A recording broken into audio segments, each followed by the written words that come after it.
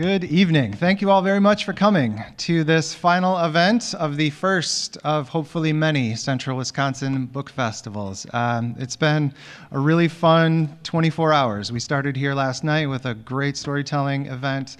That was a lot of fun, and there's been a lot of fun events both at the Marathon County Public Library and Yankee Bookstore and tonight as well. So we're very thankful. It's been a fair amount of effort to put this all together. Oh, let me back up. I'm Chad Daly. I work at the Marathon County Public Library.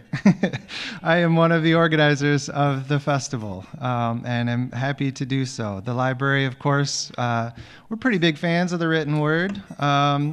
And so, but the festival, we tried to put together a diverse lineup of events, not just literature, not just fiction, not just poetry, not just graphic novels, all of those things. So we've learned some things, and hopefully next year we can make it bigger and even better. So we really appreciate all of the support, folks like yourselves coming to this event tonight. If you've been to any of the other events, we appreciate that too, of course. But it's an event like this or a festival like this, no one person can do it. I would not have any hair on my head or my face if I was the only one involved in this, because I would have pulled it all out. We have Jill Stukenberg to thank for our program tonight, because she is the one who passed on Mai Der Vang's name to me. And she's familiar with Mai Der's work and said, hey, Mai Der's going to be in Chicago. Maybe you should see if she would be interested. And thankfully, she is, and she's here with us tonight. We're thankful for that. Julie Bunchek, who is the coordinator of the UW Marathon County Lecture in Fine Arts Series, both with the storytelling event last night and Mai Der's reading this evening.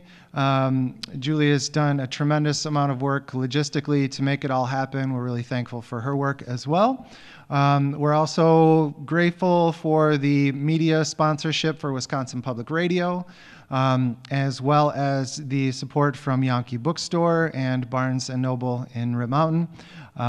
Folks there have been involved in the planning as well and helping promote it and everything like that. So we tried to make this a community festival, not just a library festival, not just a bookstore festival, not just a UW festival, but all of those things. And so hopefully we've succeeded in that. So tonight we are here, of course, to hear some of Mai Der Vang's wonderful work.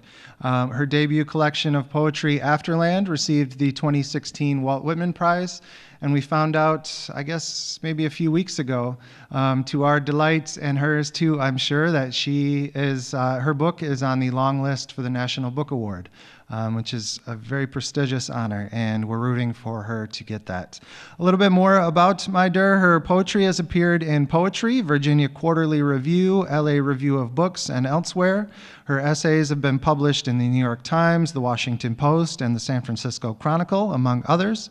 She earned her Bachelor of Arts in English from the University of California, Berkeley, along with a Master of Fine Arts in Creative Writing and Poetry from Columbia University.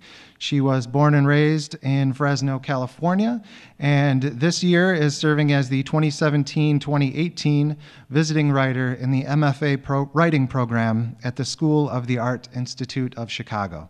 We are very, very happy to have her here. Please welcome Mai Der Vang.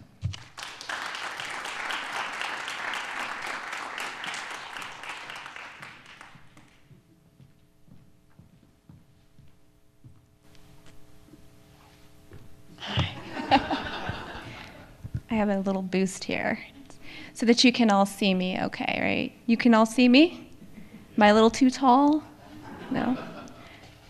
Okay. Good evening, Wausau. Thank you for being here. I am honored, thrilled to have been invited to partake in the inaugural Central Wisconsin Book Festival.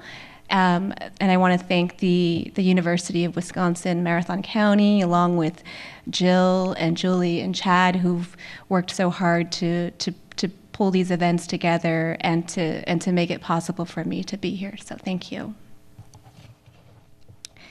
So tonight I will read some poetry from my book, Afterland. And I believe there will be some time for some Q&A afterward as well, so if you have questions. I'm going to start with a poem about my grandmother, matriarch. She points at the television as if she could translate Rocky, make sense of Rambo. She is camphor blouse grandmother, keeper of jars for flamed cuppings. She knows where men have been, those falling into tarnished landscapes, sinew machine built from fire as if coal were burning their insides. Rocky's arms draw skin drip of diamonds in the meat locker. Rambo is carnage cloaked in her homeland mud. She knows them as one, their howling stare before they yield, the way their eyes turn lunar, rogue as dead stars thrown back to the graveyard in heaven.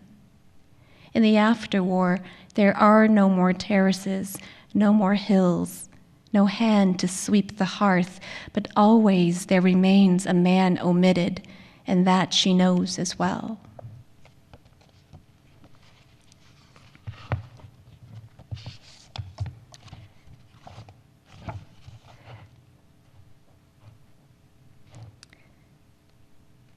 So I'm from Fresno, California, and in the summertime it gets quite hot there. We get 100+ degree weather. You don't get that here, right? In Wisconsin, do you? Right, yeah. But you do have the cold, which fortunately we are free from.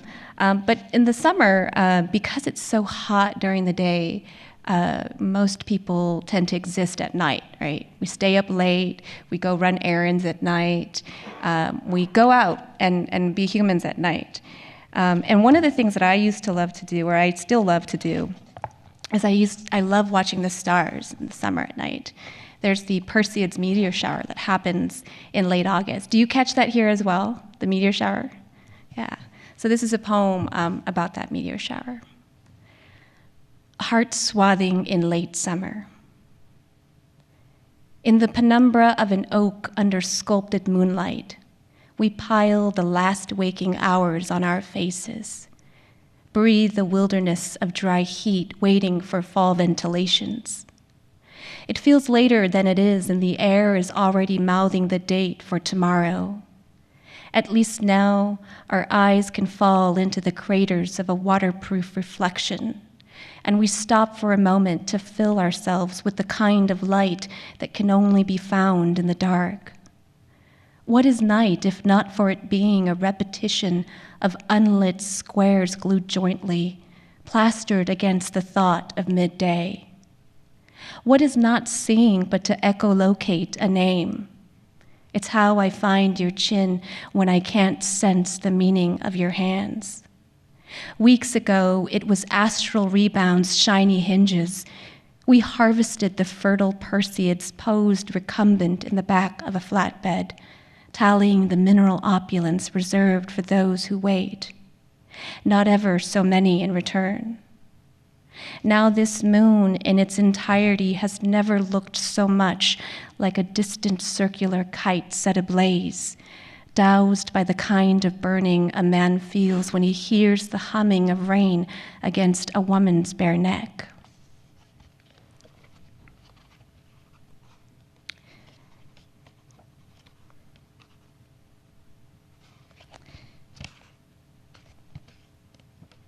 This next poem is called Meditation of the Lioness. Violets are hatching volcanoes. Today's bees have swallowed the last milk of lanterns. All the whisper goes out in a drum. An empire separates inside the nautilus. On a bed floating the basin, we fall asleep in fog of the ancients.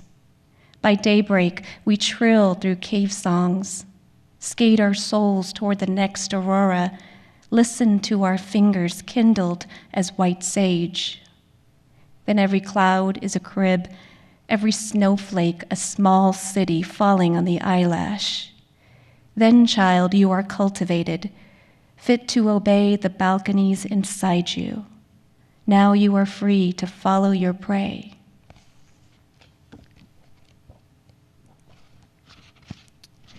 So a lot of the poems that I wrote for this collection explore the story of my parents who came to this country as refugees from Laos just after the Vietnam War. And you know, I think those are the stories that I feel like I'm still learning more about those stories, and they're stories that they're not quite yet wanting to tell me, but slowly they do come out. And my mother had this story about when they fled, the night that she and her family escaped and were running from the communists. She got separated from her sister, and so what her sister did was her sister took off her jacket and like gave it to her and said, "If we never see each other again, please keep my jacket." And so years later, you know, actually a few years ago, my mom and I were cleaning out her closet and going through the suitcases, and we found the jacket, and it was old and it was tattered, and it was just amazing to see this piece of history that my mom had kept. And fortunately, they had found each other back again in the refugee camps, but my mom ended up keeping the jacket anyway. So this is a poem called "Tilting Our Tears on a Pendulum of Salt." You must take the hidden road for your way out of these bitter woods. I will go another route. No more do our nail banks lie down in milky water. Let us make our separate ways until we meet our body's dusty gallery, hollow-eyed, until we've passed the troops who have set our forest table with tracheas. Our howling knees are empty. Home wages ear-splitting nightmares. I keep your torn jacket, talisman of escape, sweetly clutched as a guava from our childhood. When I see you again, we'll build refuge from newest boughs, like the praying mantis who sinks into frigid leaves.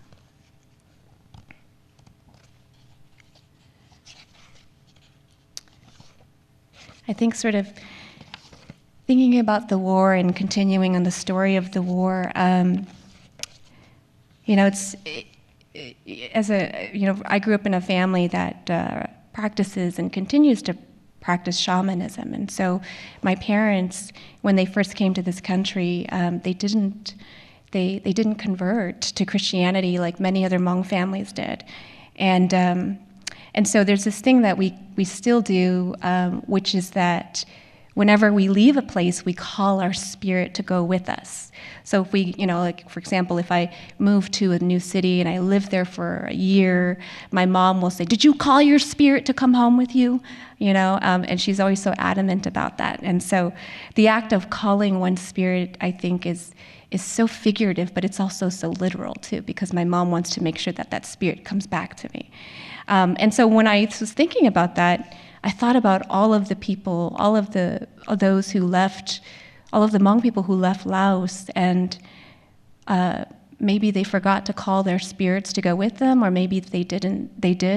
And this poem was sort of inspired from that notion of how to call your spirit when you flee your country. Transmigration. Spirit, when I flee this jungle, you must too. I will take our silver bars, necklace dowry, and the kettle forged from metal scraps just after the last monsoon. Among the foliage, we must be ready to see the half-decayed. You must not run off no matter how much flesh you smell, nor should you wander to chase an old mate. Spirit, we are in this with each other the way the night geese in migration need the stars. When I make the crossing, you must not be taken no matter what the current gives. When we reach the camp, there will be thousands like us. If I make it onto the plain, you must follow me onto the roads and waiting pastures of America. We will not ride the water today on the shoulders of buffalo as we used to many years ago, nor will we forage for the sweetest mangoes. I am refugee, you are too. Cry, but do not weep. We walk out the door.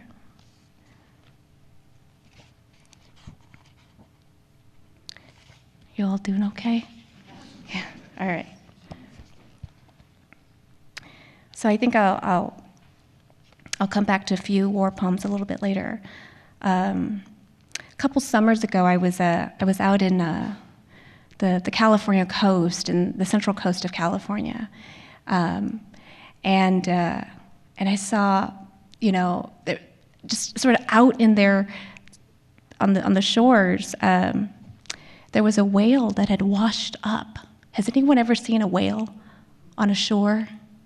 Yeah, it's a devastating sight, because first of all, you forget how big whales are. They're huge, right, when they're right in front of you.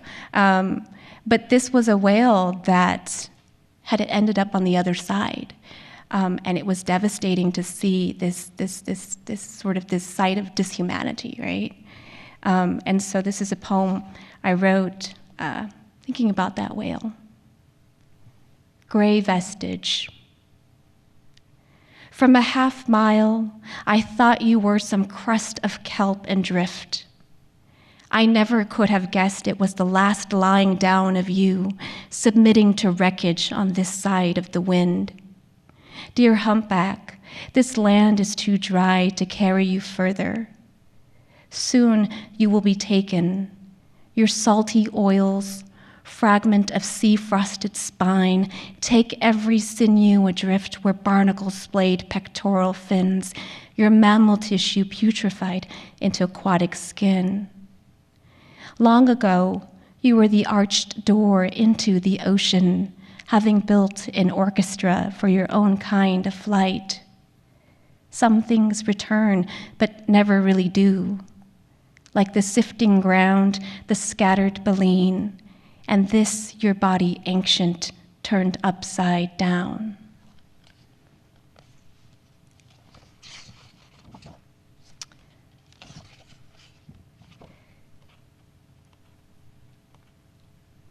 I find that I write a lot about animals, and I'm not exactly sure why, but every now and then a wolf might appear in one of my poems. It's sort of a thing with me, I don't.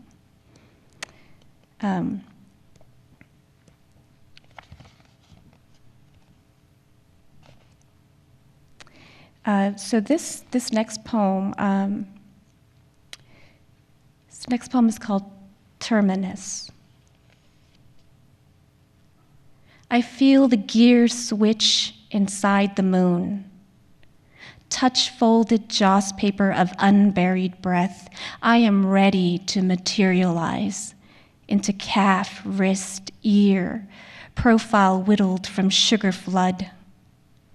In a thumb's rotation, I hear condolences from the eclipse. Light the hidden storm in my hands. I leave on the horse my coral bridge.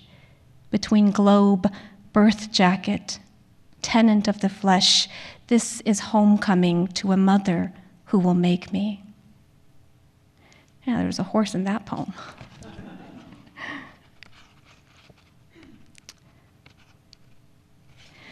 So, returning a little bit to the poems that explore the story of war,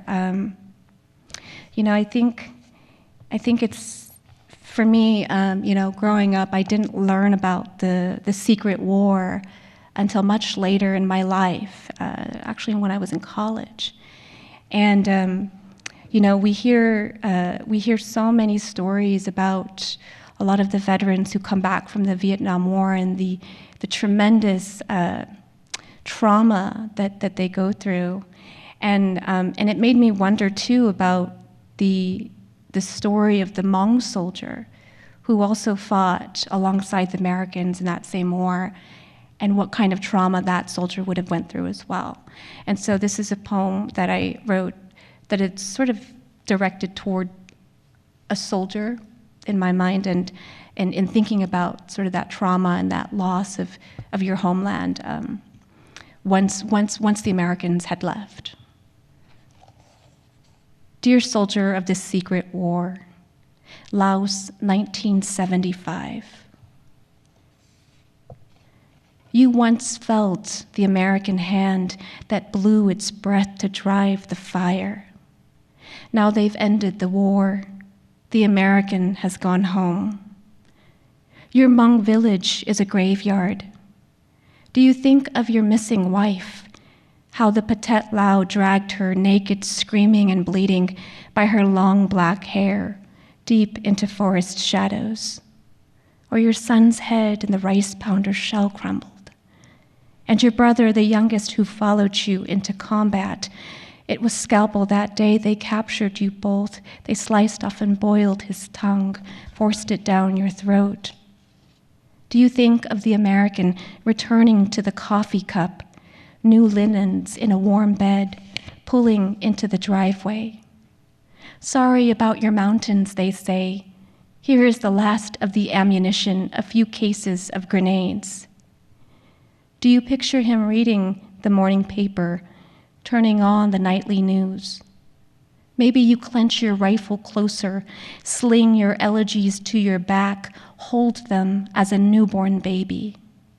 You will wait for hours in ragged fatigues, with others abandoned, swarming the dirt runway, shoving toward the locked aircraft door among the scattered shoes, shirts, blouses, suitcases thrown out. What grief song erupts when you see the last American plane take off, distant above Longjiang? How loud do you beg in your gut, pleading to some invented god or ancestor or politician, all of our thousands who died on your side, why won't you authorize another plane? Okay. That's where I take a water break.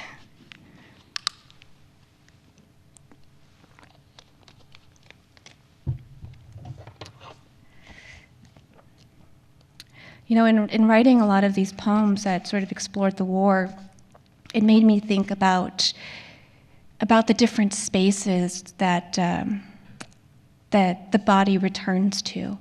You know, whether it's that sort of spiritual space of a kind of after, or whether it's the space of that homeland that can never be reclaimed, or that one will always be exiled from. So I've explored a lot of spaces, and I guess throughout the book you get a lot of imagery that has to do with landscape. And so this next poem, let me find it, is sort of an exploration of those kinds of landscapes that also incorporate the landscape of my hometown, Fresno, California, which is surrounded by foothills and the Sierra Nevada mountains. When the mountains rose beneath us, we became the valley. I won't ask why the Saula came to you, Father, or of the poacher who followed, but I ask of the country you lost, the one I never had, unlike the midwife who sketched birth maps on a girl's body and found a rainforest in her belly. I ask why a body is born to save money but can't pay to cross hell's ferry, or why snow tells us heaven is cold. A sunken missile maddens radiant as firework to the eyes of a tribesman witnessing for the first time. How did an ancient boy drown in a homeless river? I ask why the warsick warrior who hunts with claws is hiding a poem. A piece of paper hides a garden. What harrowed you most, arriving at the last minute to catch your brother's final breath on the hospital bed? Can a unicorn kindle the night, haloed by its flame, torches jutting from its head? Live on. Ask me how I've saved us. Ask me to build our temples so rooted, so stone, we won't ever die out.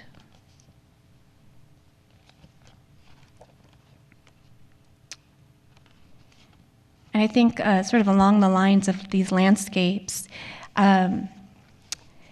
this next poem is for my grandfather. I guess, having one of the things that I feel like the family that I come from, and a lot of Hmong families too, that I know, is this notion that, you were born and raised and you lived your life in one country, and then your physical body is buried in another.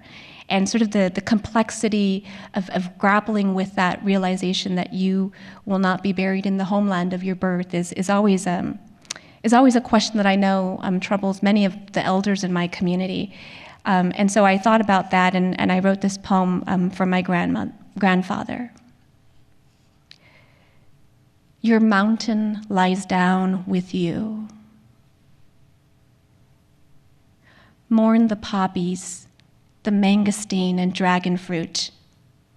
But you come as a refugee, an exile, a body seeking mountains meaning the same in translation. Here they are. Place your palms on the grasslands. Feel the foothills rise with gray pine and blue oak. Here, rest not by the lotus of your old country, but with carpenterias and fiddlenecks of spring. These woodlands may be unfamiliar, their sequoias thicker than bamboo, and the rains unable to assemble monsoons. Still, look out to the distance from where you lie. You will see Mount Whitney is as beautiful as Pubia. The moon is sharp enough to cut your ear as the one from your village. And notice how these budding magnolias gesture like the petals on a dakchampa. Is that the jungle flower you plucked when you fled? The one you cradled all the way to the ghettos of St. Paul where you first settled? You cried every time you saw its picture. Grandfather, you are not buried in the green mountains of Laos, but here in the Toll House Hills, earth and heaven to oak gods. Your highlands have come home, and now you finally sleep.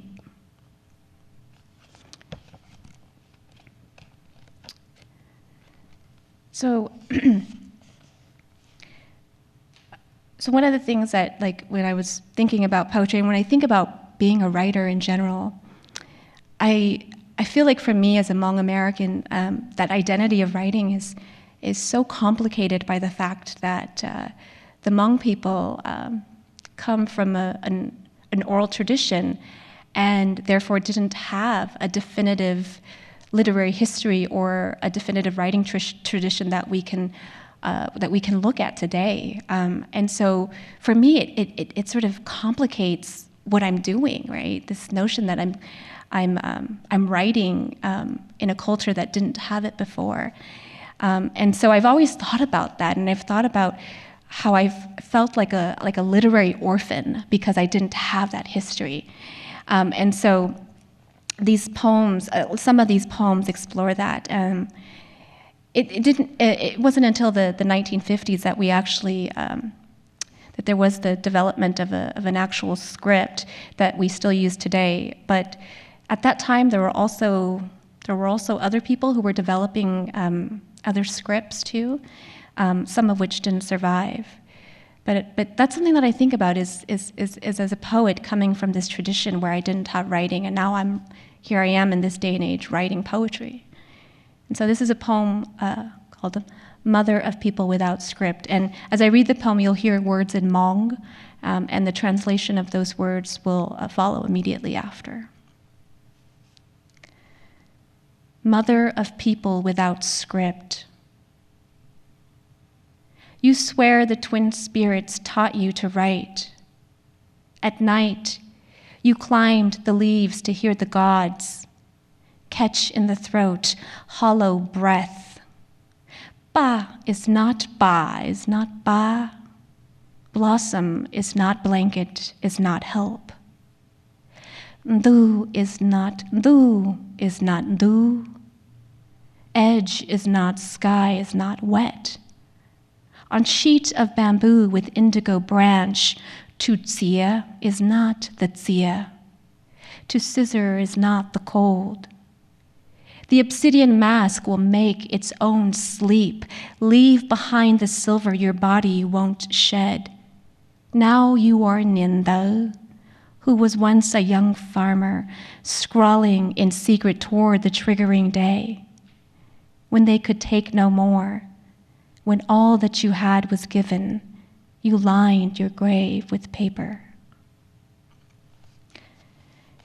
I probably should have also prefaced that poem by saying that this was a poem about Shang Luyang, who had tried to develop a script for the Hmong language, but years later into the war, he was assassinated because of the complications of his script and the belief that that was some sort of communist messaging, and so that script, unfortunately, did not survive. Although there are still some people who are still using Shang Luyang's script. And so this next poem, I think, also sort of ties in with this notion of coming from an unlettered history. In the old days, many hundreds of years ago, when Hmong people didn't have a way to write, what the Hmong women would do is they would sew ciphers and symbols onto the clothing. And so if you see the traditional dress, you can see sort of these colorful symbols and characters, and a lot of that has over the years and over the centuries and decades has lost its sort of original meaning. But I think if we were to look at the history, those symbols and ciphers were a way to record the history of the Hmong on our clothes. So this is a poem, I'm trying to find it, that sort of explores that idea of wearing your history on your clothes. Cipher song. It's come to this. We hide the stories on our sleeves, patchwork of cotton veins. Scribe them on carriers for sleeping babies. Weave our ballads to the sash. Forge paper from our aprons, and our bodies will be books. Learn the language of jackets, the way a pleat commands a line, the way collars unfold as page, sign our names in thread, the footprint of an elephant, snail's shell, ram's horn. When the words burn, all that's left is ash.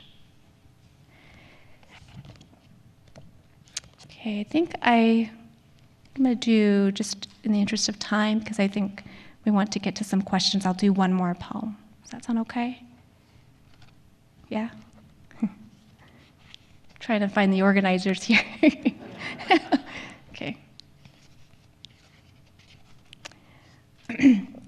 So this last poem, so as I shared earlier, I grew up in a family that practices shamanism, and every year we do a ritual to honor our ancestors and to make sure that they're fed, because it's important that we feed our ancestors. And the feeding, it's interesting, it happens in the most figurative and most literal way, in the sense that we put plates out for the ancestors. So this poem is what explores that. The spirit meal. It's been 100 years since their last morsel. No honey on palate, they hunt the living in dreams. Now the dead come to dine in my kitchen. Paper plates line the floor, each offering rice and boiled meat from the hen mother butchered in the garage. Spoons have been dispersed. The ground table is set, as though sounding a dinner bell in the hereafter. Father chants, "Come eat." as though they enter in procession to sit at their chosen plate. Father pours a shot of rice wine, incense fills the air. I picture an opened cupboard in the sky where the feeding hand reaches down to find their waiting mouths.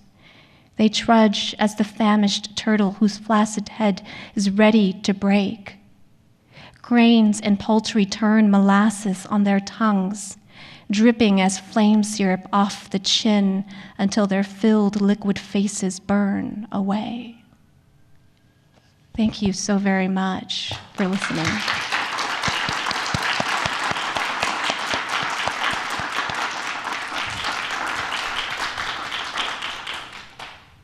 So I think we have some time for some questions, if anyone has a burning question. And Julie and I will make sure you get a microphone so you can say your question loudly.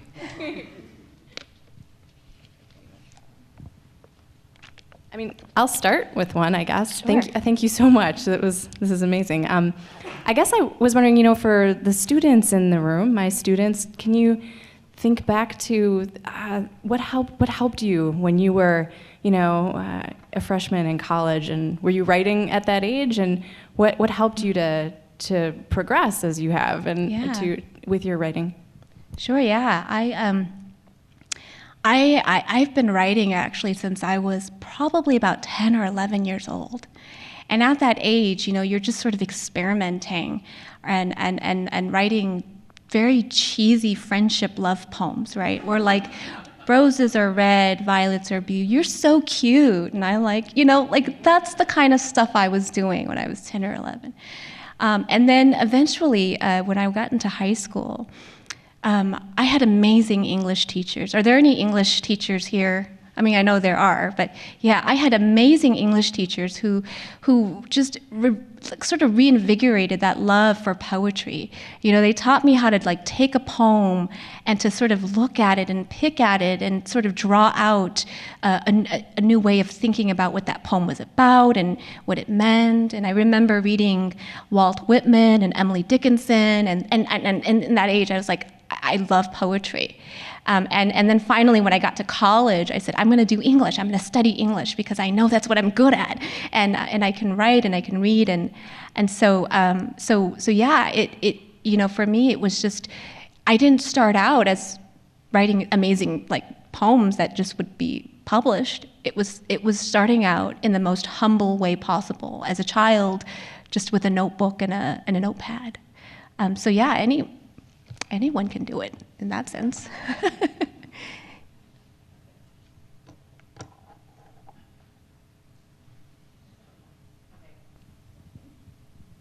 Can you hear that? Okay. I teach a lot of young women on this campus who are Hmong, and typically they've never read any Hmong writers until they get here in college, and so many of them are just really thirsty for reading writing by other Hmong women. And I have a few resources I point them to, but I was just wondering if you could give us some recommendations of things that we could share with our students or the students here could read. Yeah, absolutely. I can relate to that too, because when I was growing up and going to school, I had always wondered too, do any Hmong writers exist, or do any Southeast Asian writers exist? And I didn't know because I wasn't reading them. I didn't find them in the libraries,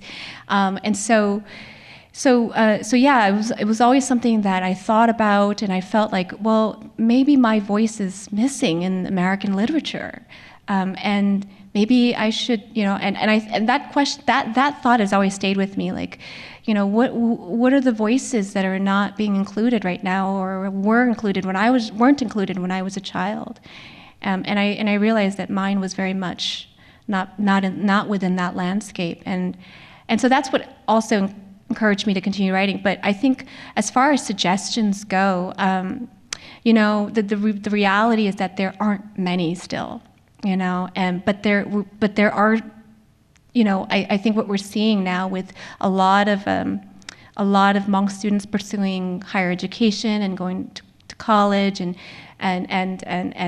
exploring creative fields, we're seeing that there is more of an interest now from students who want to pursue the arts, Hmong students especially. But there are writers, anthologies that you can look at. For example, Bamboo Among the Oaks is a key anthology. How Do I Begin? Which I'm very proud to have helped co-edit as part of the Hmong American Writers Circle. That's another anthology. And then there's actually a new poet, well, I don't want to say new poet, but there's a new book coming out by May Yang, who goes by the name Hanti. And that book won a really important, prestigious literary prize, the Ninga Press Prize. And that book is coming out this fall as well.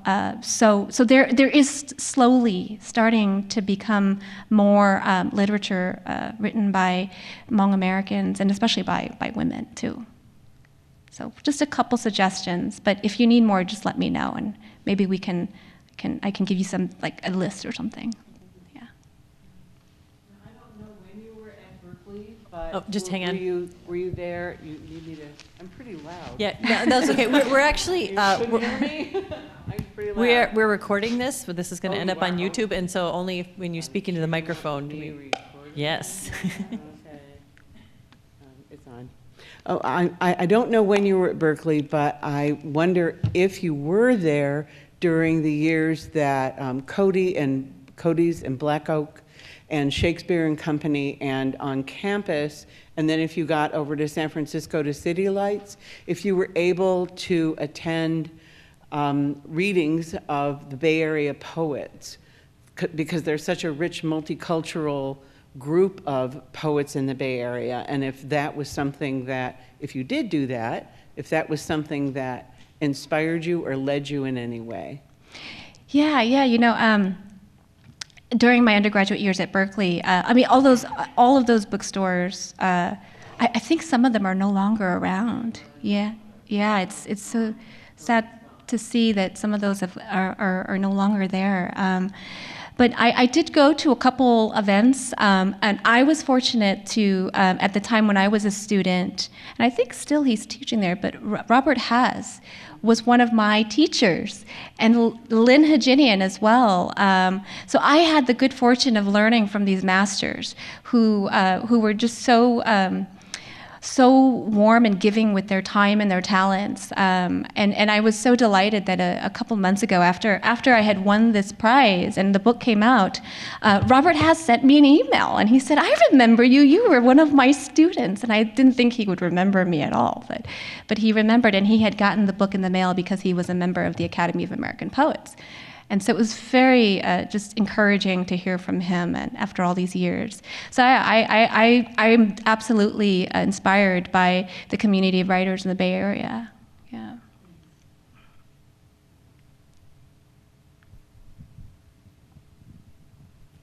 Hi. That was a great story, by the way. I really like that. And congrats Thank you. on your book and the nomination. My question was, you were talking a little bit about coming to poetry and coming to writing and that relationship. I guess I was wondering what you would say more about, like, why did you choose poetry? What was it that attracted you to it, or as opposed to some other art form? Yeah. Because, it's kind of weird. The poems are weird, is that what you... Poetry's kind of weird. Yeah, poetry is weird. Yes, absolutely. Just in general. Yeah. I don't know what it is that drew me specifically to poetry. I think I was writing in all kinds of ways. Like, I wrote stories and little plays as a child. But there was something about poetry in terms of sound and cadence, that drew me to it. Because I think as a native Hmong speaker, I grew up in a family that only spoke Hmong. Sound was so essential. Like, I think the one poem I read that had the Hmong words, you could hear that the tones of those words were different. And every time you switched a tone, the word meant something else. And so for me, like, I guess I'm drawn to poetry because I can experiment with sound, and I can, and words too, coming from a family where English wasn't our first language, to know words was a big deal. To know the vocabulary of words, or to have a vocabulary at all. Because in my family, I was the one who knew how to read and write in English the best. And my father relied on me to do a lot of the translation and reading and writing of materials, documents that he needed. And so I think that's why I was drawn to poetry naturally. Yeah, and also I love poetry because I can be weird. Now I have to admit, a lot of these poems are really weird, and I still feel sometimes when I read these, I wonder who this person was that wrote these poems, because I have no idea where some of that came from. And I guess if you're a student and you're experimenting with your creative and aesthetic voice, I just want to say, give yourself permission to be weird in these poems, in your poems, and to do things that terrify you in your poems.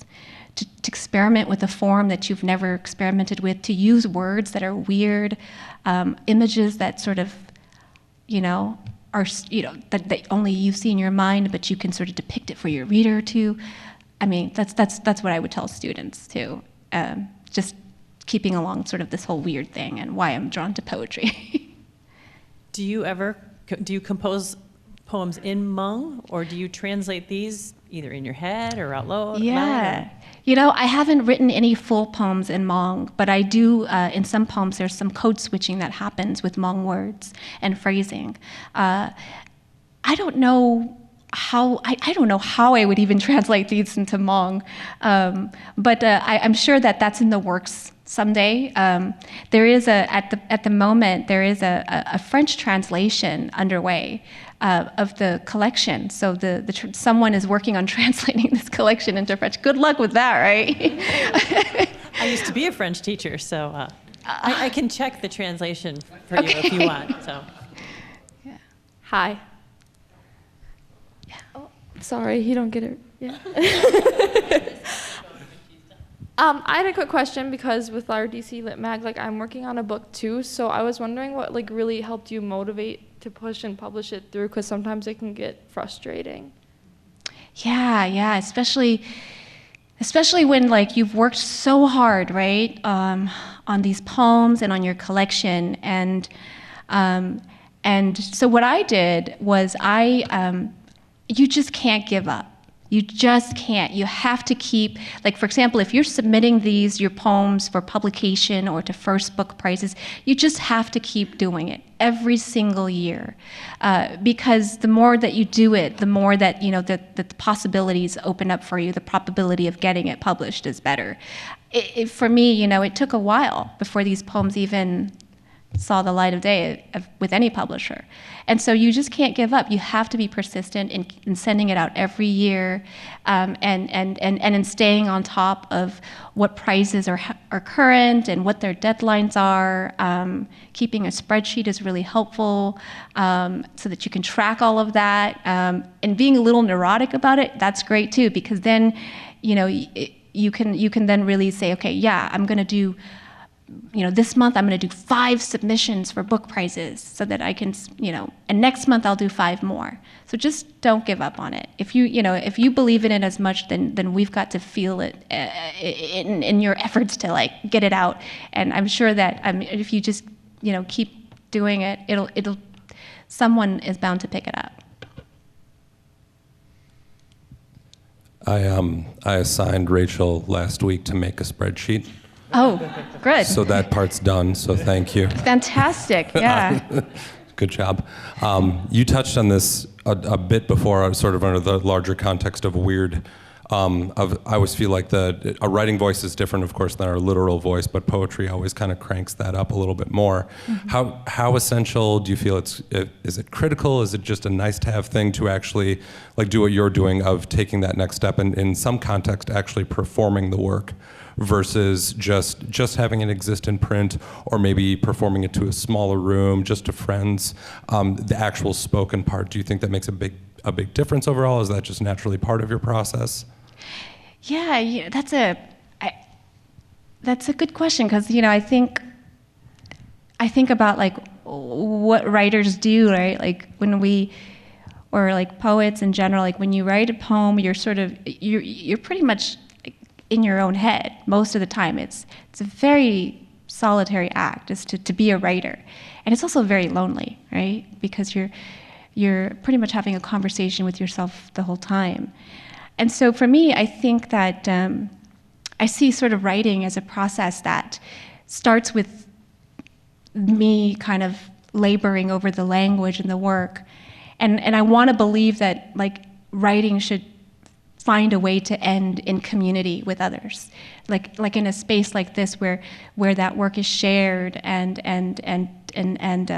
explored and discussed. And so when I write poems, it's funny though, I don't write with the intent to like ever think about, okay, how is this like perform? I'm gonna perform this poem versus like reading the poem on the page or seeing the poem on the page. But yeah, I always see the writing process ending in an opportunity to be able to share that with others in a reading space or in a performance space. But somehow, sometimes there are some poems that I still sort of hesitate reading publicly, like, I don't know about this one. I always have the safe poems I go to. But I think that's just sort of, that's part of the process, right? Is understanding that at some point these poems will be shared. And I want to be able to share those poems in a space with others.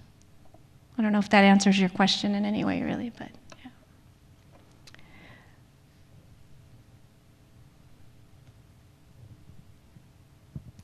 How do you find the subjects for your poems?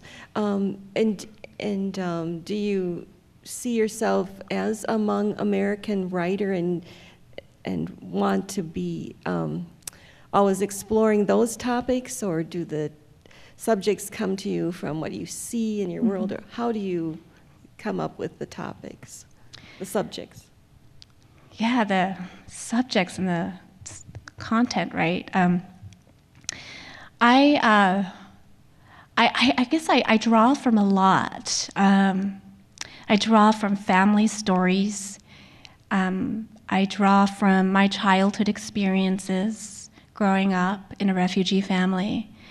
And I guess when I first started writing, I drew from a lot of those experiences. And then I started to realize that, there was more that I wanted to write about. And so then, like that one poem I wrote about the meteor shower, right? And so I think that, and about the whale, because I think that there's so many ways that those topics are related to my own sense of humanity. This whale washing up on the shore, even though it isn't related to sort of my story as a Hmong American writer, there's something about the loss and that sense of this whale having been left on this side of the earth that I can relate to as a Hmong American still, or as a child of refugees, and seeing this whale wash up on this foreign land, right? So I guess I draw from a lot of experiences and sort of what inspires me. It's hard to say exactly where that subject matter comes from, but sometimes I also keep a list, and it's a very long list of just ideas. I think most poets and most writers have this inventory. It's called our boneyard, of just lines that are just sort of cast outs, and hopefully they'll find a home in another poem somewhere. And sometimes those lines become entire poems. And so I have a lot of those sort of cast-off lines that I hope someday to turn into poems as well. But yeah, I also love drawing from nature. Nature is another sort of area that I've been writing about a lot lately, is sort of just nature and biology. If I had a science background, I'd be that much better of a poet. But I love exploring other realms of thought and study. When you write about family stories and your family history and the history of some of the history, both the beautiful and the tragic of the Hmong experience, do you ever feel any pressure as to sort of be true to that, I guess? Do you feel pressure to uphold your family history, or to be true to your family and what the elders and your ancestors have gone through? Do you ever share poems with your family before you publish them, or are you just, I'm going to do my own thing, however, even if it's weird sometimes? Or how do you approach being true to family and all of that? I feel like because I grew up watching my parents not be able to speak English, not be able to communicate. I grew up, watching them experience racism, when we were growing up, and when I was, the neighborhood that we lived in when I was a child, we were the only Hmong family. So we got, there was a lot of racism that my family endured, from, having eggs thrown at our house to people spray painting our house, with just bad things. And so I grew up with those experiences, and I feel like seeing my parents feel disempowered to speak up has then sort of somehow naturally growing up made me want to say something, And I feel like the writing that I do is a way of being able to say something, not necessarily on their behalf, but to say something on my own behalf about what I saw them go through. So I guess the quick answer is I do feel a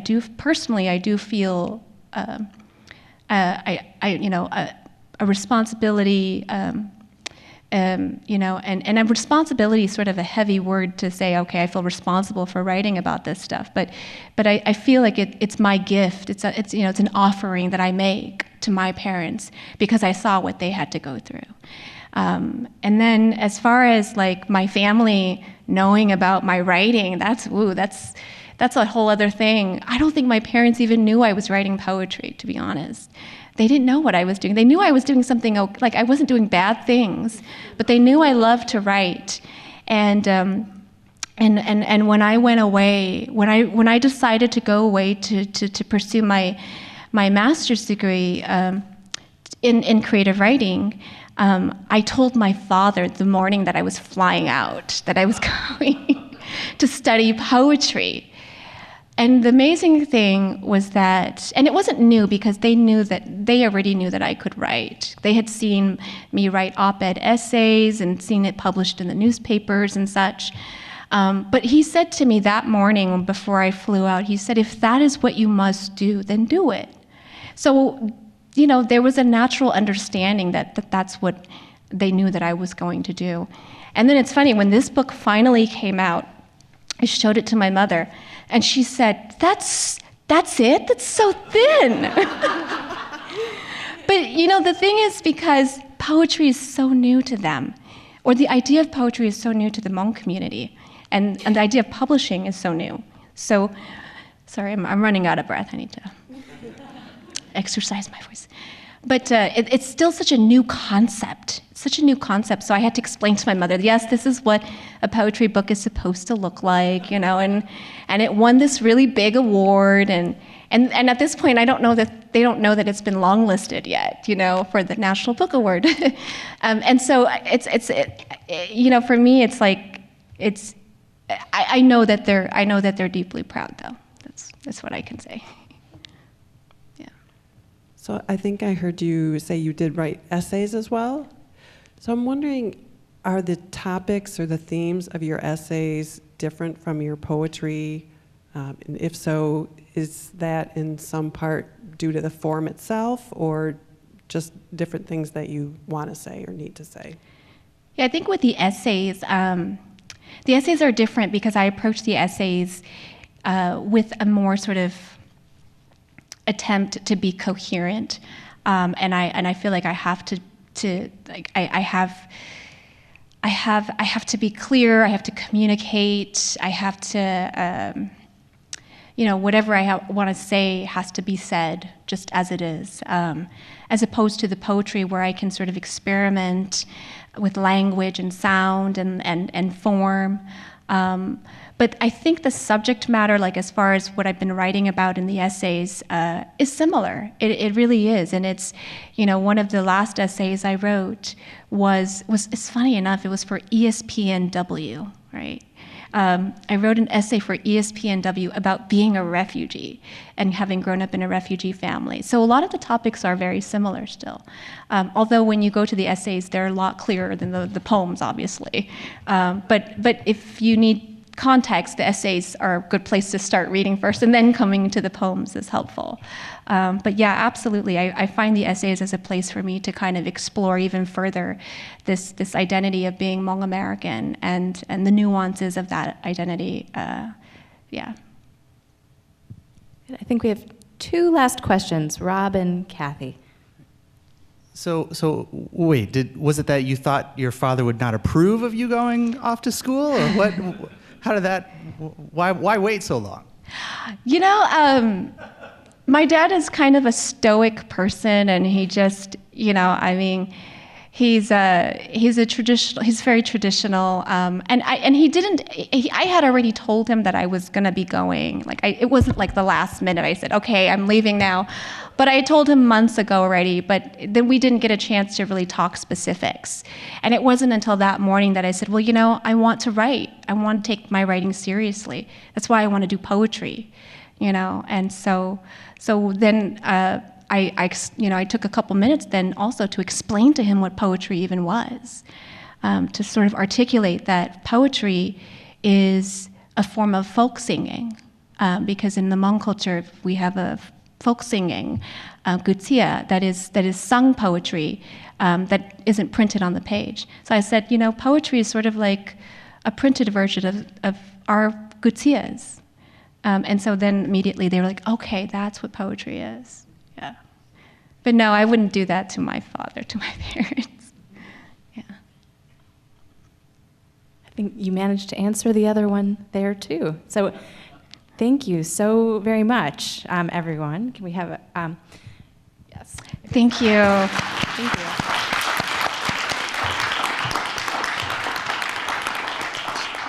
Thank you again, everyone, for coming. Thank you to Chad Daly for all of his work organizing this amazing festival. Thank you, everyone who came, and thank you. Good night.